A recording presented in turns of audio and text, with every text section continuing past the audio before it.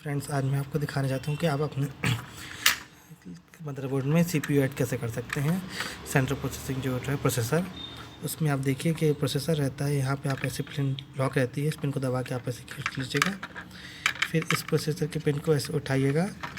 यहाँ पे प्रोसेसर रहता है, आपको चेंज करना चाहते हैं प्रोसेसर तो ऐसे प्रोसेसर आते हैं, आप मार्केट से लेके चेंज कर सकते हैं अपने सीपीयू के ऑप्शन के हिसाब से। इसमें देखिए कट्स बने रहते हैं, अगर आप गलत प्रोसेसर इसको सेट करेंगे तो इसमें कट्स में फिट नहीं होगा, इसलिए आप देख के सेट करिए और इसको आप पहले सेट कर लीजिए, फिर जाके आप उसमें इसको लॉक कीजिए। आप देख पा रहे होंगे आराम से सेट हो गया है।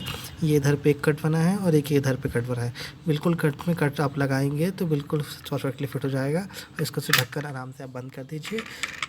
आप देख लीजिए कि आपको प्रोसेसर सही से फिट हुआ है कि नहीं, उसके पहले, नहीं तो आपके पिन मुड़ जाएंगे और ये आपका मदरबोर्ड ख़राब हो जाएगा।